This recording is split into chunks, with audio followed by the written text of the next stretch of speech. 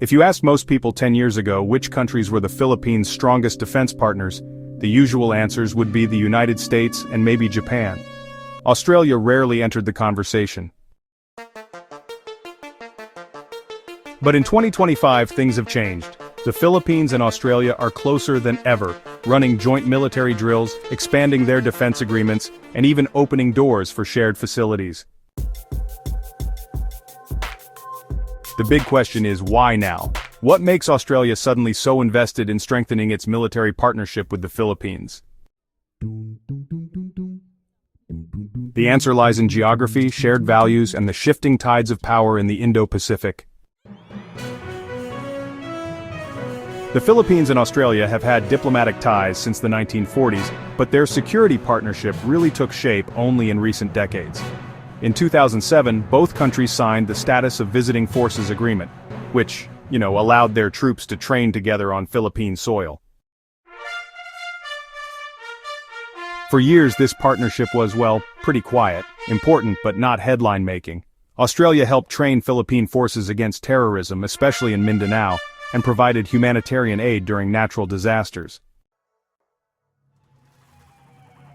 But the regional landscape has changed dramatically since then. And with those changes, the Philippines has become central to Australia's defense planning. So to really understand why, you need to look at the Indo-Pacific. This is actually one of the most contested regions in the world. It's home to shipping routes worth over $3.4 trillion in annual trade, critical natural resources, and, some really strategic choke points. At the heart of this region is the South China Sea, and the Philippines sits right at the center. China's island-building military expansion and, aggressive Coast Guard patrols have alarmed many nations, not just the Philippines. Australia, which depends heavily on free and open sea lanes for its exports, has a direct stake in making sure the South China Sea doesn't fall under unilateral control. This is where the Philippines enters the picture. For Australia, the Philippines is not just a neighbor in Asia, it's a frontline state in the struggle to maintain freedom of navigation. The Philippines' location, close to key sea routes, Taiwan, and disputed islands, makes it an indispensable partner in deterring aggression and ensuring stability. Australian strategists see the Philippines as a gateway to regional security cooperation.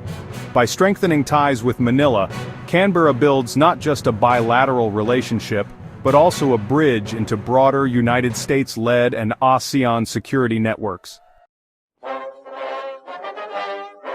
One major reason this partnership is growing is the Enhanced Defense Cooperation Agreement, or EDCA, between the Philippines and the United States. Under EDCA, United States forces can rotate through bases in the Philippines and joint facilities are being developed. Australia, as America's close ally, naturally benefits from this framework.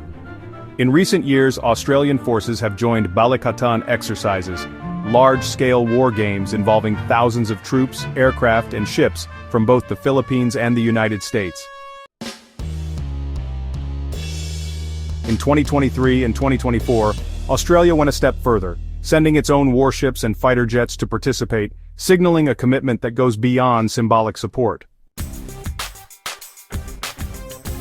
The Philippines and Australia face many of the same threats. Maritime security. Both nations depend on safe shipping routes.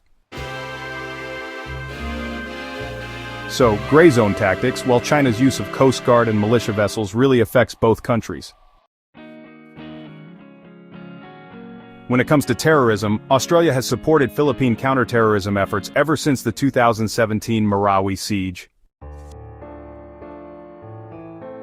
Natural disasters like typhoons, earthquakes, and those big humanitarian crises often call for military-led relief efforts. By working together, they not only strengthen their defense but also boost resilience and disaster response, an area where, honestly, both militaries really excel. Another reason for Australia's expanded role is AUKUS, the Trilateral Security Pact between Australia, the United Kingdom, and the United States. Under AUKUS, Australia will eventually acquire nuclear-powered submarines and advanced military technology. While the Philippines is not part of AUKUS, the Pact has widened Australia's responsibilities in the Indo-Pacific. To fulfill its role, Canberra needs strong partnerships with frontline states like the Philippines. In other words, a stronger Philippines means a stronger regional posture for Australia and its allies. There's also, well, the elephant in the room, China. Australia has experienced its own tensions with Beijing in recent years, from trade disputes to accusations of political interference. While Canberra still maintains economic ties with China, it no longer takes security for granted. When Chinese vessels harass Philippine resupply missions in the South China Sea, it sends a warning to Australia. Unchecked aggression there could one day reach Australian trade routes. For this reason, Australia sees supporting the Philippines not as charity, but as self-interest. Helping the Philippines defend its waters is also helping Australia safeguard its lifelines. You know, it's not just strategy and military drills that bind these nations, it's also people. Australia is home to over 400,000 Filipinos, which is actually one of the largest immigrant communities in the country. Filipino-Australians are nurses, teachers, engineers, and business owners, really contributing to every sector of society. This strong human connection, well, it creates natural goodwill and reinforces political ties. When Filipino communities thrive in Australia, they serve as cultural bridges, making cooperation between Manila and Canberra even smoother. Defense isn't the only area of expansion. Australia and the Philippines are also boosting trade, education, and infrastructure ties. The defense relationship creates a sense of security that encourages investment and long-term cooperation. As both countries adapt to a changing world, their partnership extends into technology, renewable energy, and economic resilience, showing that the alliance isn't just about warships and aircraft, it's about building sustainable futures.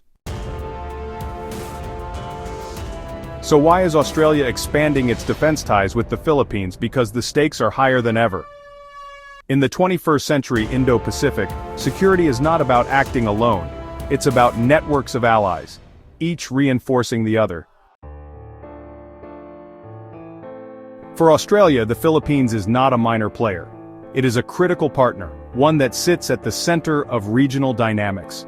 By working closely with Manila, Canberra strengthens its own security, supports a friend, and contributes to a stable and open region.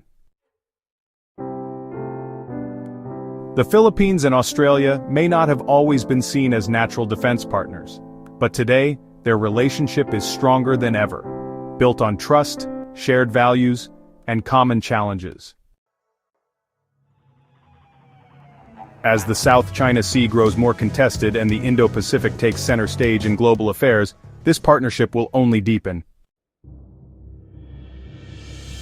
In the end, Australia's expanded defense ties with the Philippines are not just about preparing for conflict. They are about preparing for peace, ensuring that both nations and the region as a whole can thrive in stability.